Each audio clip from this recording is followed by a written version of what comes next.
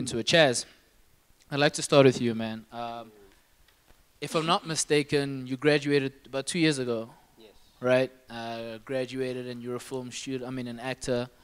And so you found yourself doing quite a couple of things. I mean, your show reel says it quite itself. You know, you're doing commercials, you're doing some videos, and you've actually landed yourself a couple of roles too, you know, for a couple of Mzansi things. But my question that I guess I wanted to find out from you is, how did you land up in the space? You know, how did you find yourself with your love into music? Like, how did you get here?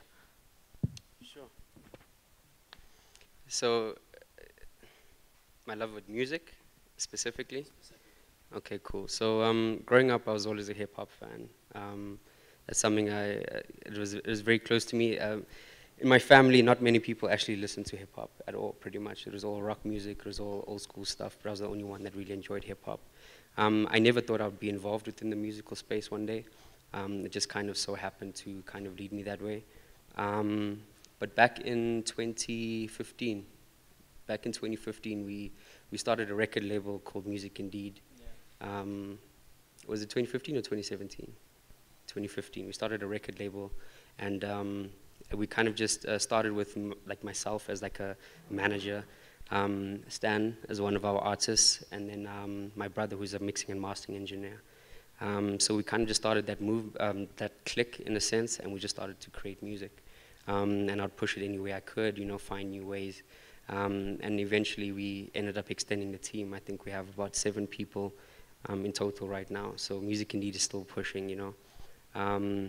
So just being within that space, it's a space I feel very comfortable with. Me as a creator, as an actor, I feel like there's a lot of similarities between actors and rappers. You know, it's about being really rooted in that feeling. Ngwato is actually a perfect example of that. So like, you know, like just being rooted in what you're saying. You know, just being one with that, and really just bringing out that emotion, and then just seeing what the reaction from audiences would be. And then I ended up meeting up with Ganja Beats. I actually used to work at King James, and I was a copywriter there. And I just started chilling with them a lot. And then I ended up shooting a couple things for them, like, you know, like just vlog content in a sense. And then I think the first episode was Patrick XX Lee, the second was Youngster, and then the third was Kyle Daish. Yeah, and then ended up shooting some stuff for them, and then we ended up getting into music videos. I ended up getting to music videos with them. So that's just kind of how it all just kind of panned out. Yeah.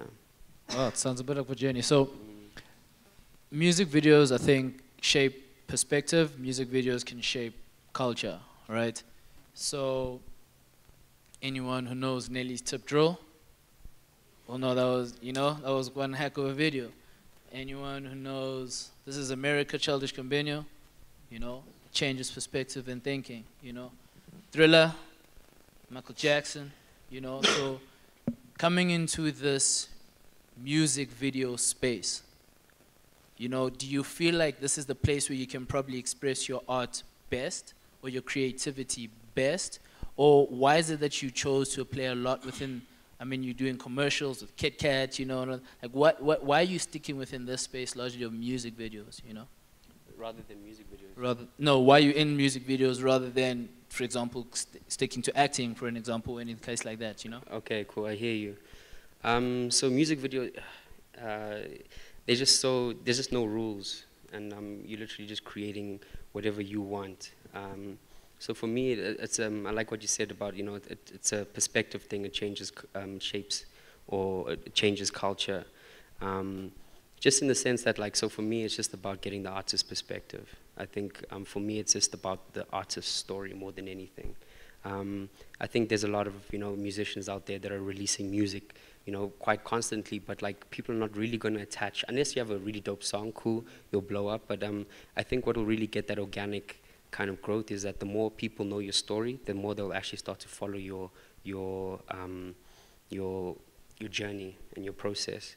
But just in terms of being in the music video space, like, it's just free for all. Like, you can just do anything.